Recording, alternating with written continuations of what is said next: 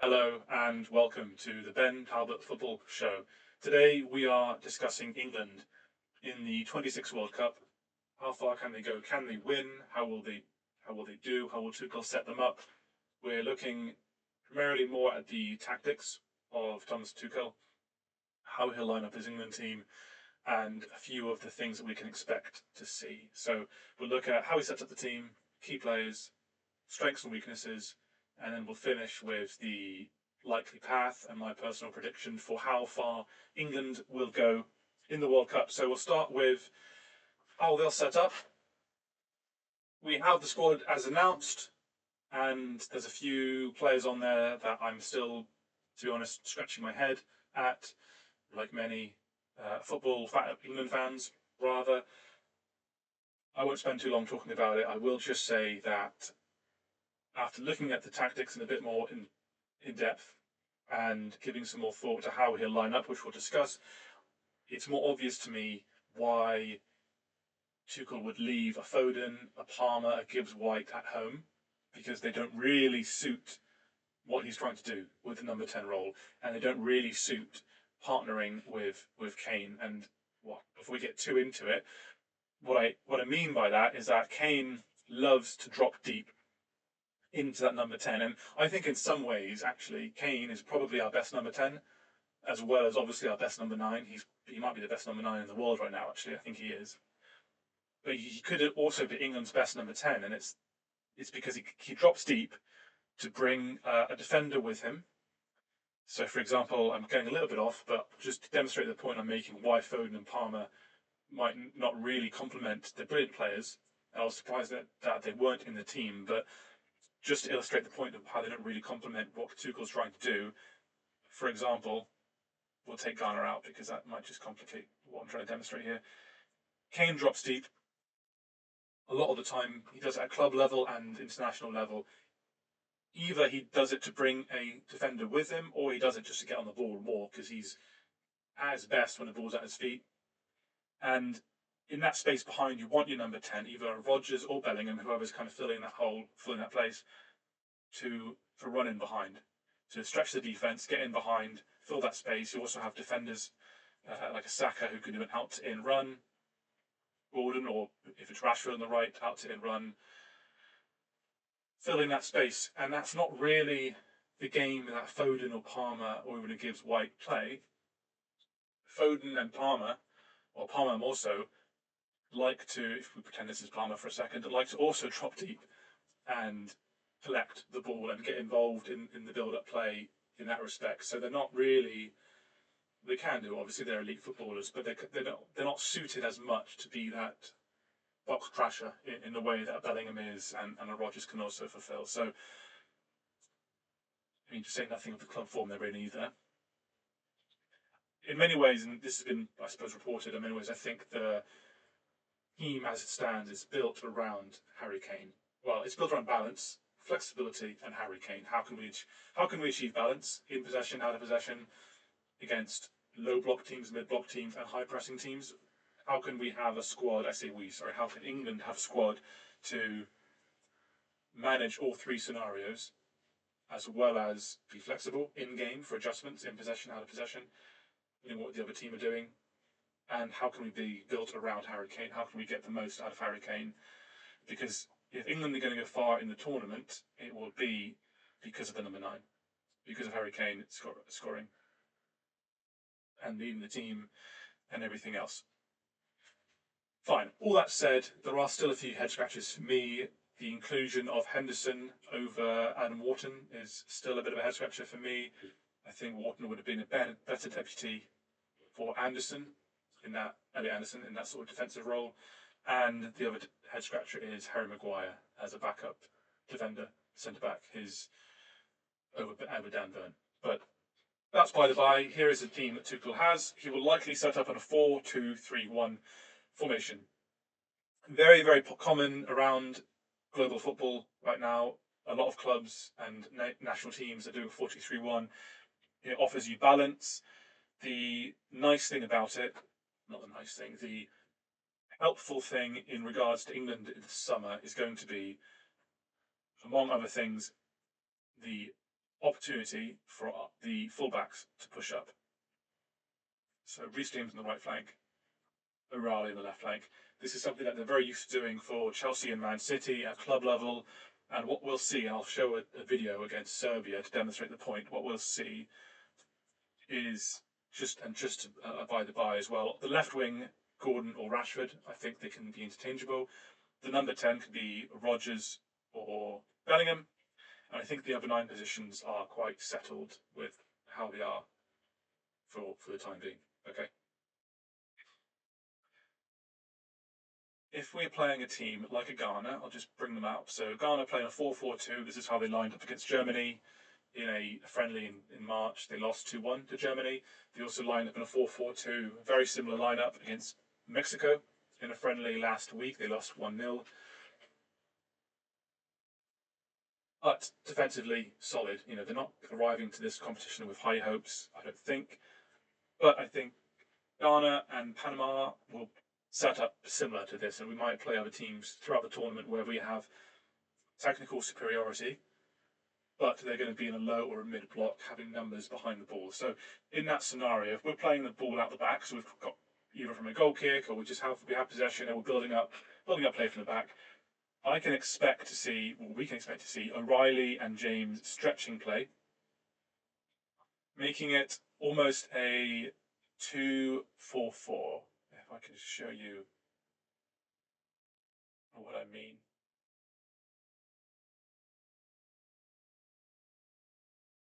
So Stones has the ball. Either a Rice or an Anderson, one of our centre mids, will drop to collect. Depending on who we're playing, they might drop to make it 3 in the back, if we stretch out these 3. Or they might just drop to collect it. Harry Kane coming deep, as we spoke about, and then either a Rodgers or a Bellingham to be that number 10 box crasher. Well, not so much box crasher in this instance, but stretching play, making that run in. So if the ball does fall to Harry Kane, he has that ball to play. We also have Saka, or really any of the wingers, doing a out to in run. So cutting inside like he is fond of doing. So getting a bit cluttered. But you have that opportunity. So 2-4-4, high fullbacks on both sides pushing up, and one of Anderson or Rice dropping in to collect the ball, begin the phase of play. We'll often see Harry Kane dropping in and the number 10 and swapping the 9 and the 10, which Harry Kane is really fond of doing. So if we show you,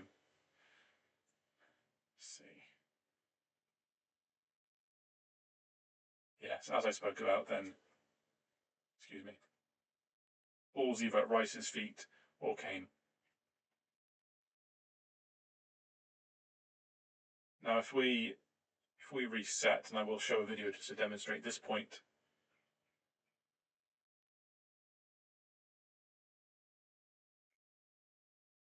So this is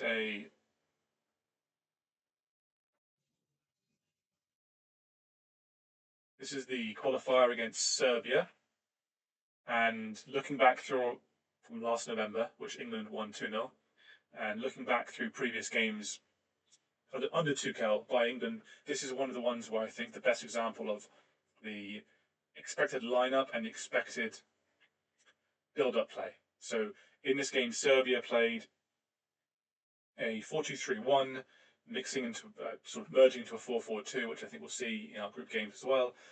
And they were sitting much more in a mid-block, so the players were back. So when we had a goal kick, or when we had the ball, England had the ball kicking out from the back, the players had a bit of time. So if I just show the demonstration point, so there we have Anderson's on the ball. You can see the fullbacks, right, O'Reilly on the left and James on the right have stretched up. That is John Stones on the ball, I believe. Yeah, John Stones on the ball. Here's Anderson, and just to demonstrate, we have Kane's dropping deep. There he is. So I think we show him in a second.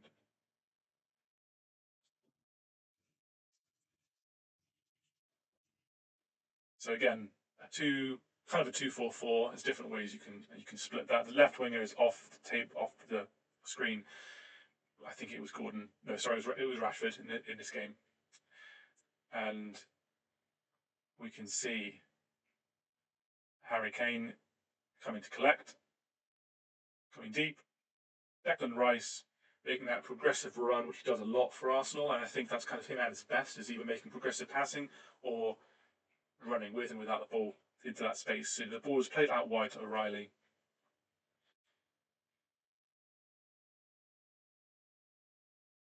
Rice and Kane almost swapping.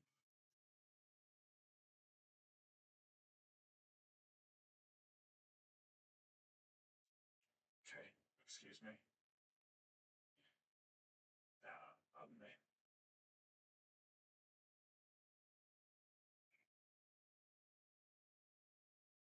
And then in this instance, it was played out wide, and we have Rashford making a outside out to in run to get the ball. Doesn't score. Has a good opportunity too. And then if we see the same thing here, building up from the players later on in the game, you can see Stones, and I think it was Conda playing that. That's a deep, two deep centre backs. Again, O'Reilly high up with Anderson coming to collect.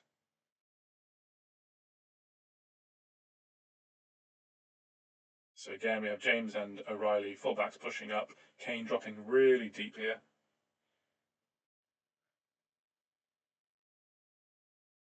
Kane collects it. Kane's got the ball deep within his own half, which is typical. We'll see that a lot. Anderson's dropped into cover to make it a sort of three at the back. Kane will play it forward out wide to the fullbacks, allowing the number 10, excuse me, allowing allowing number 10 to whoever that might be, running into the box alongside our wingers.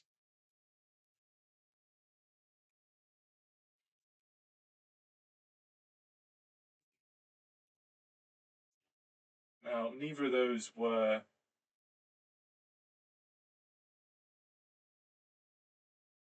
chances were goals, but they both led to good chances, and I think we'll see a lot of that throughout this tournament.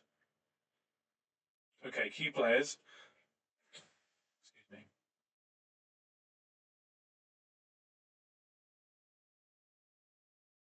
Don't think it'll be Rodgers out there. I think we'll probably have Gordon or a Rashford.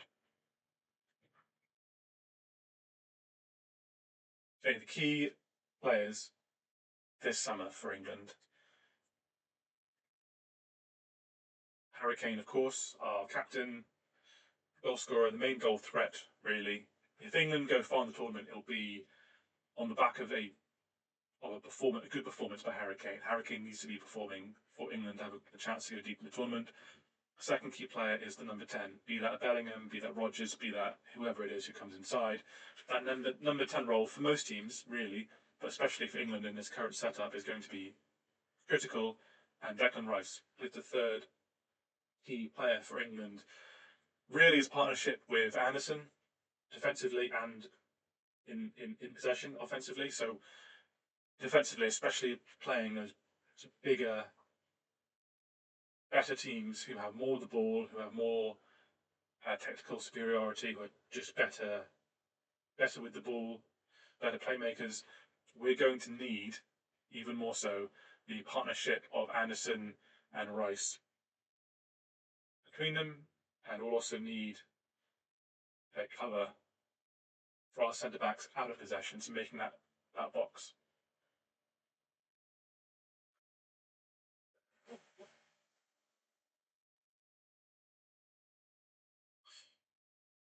Strengths of this team: goal scoring is Harry Kane.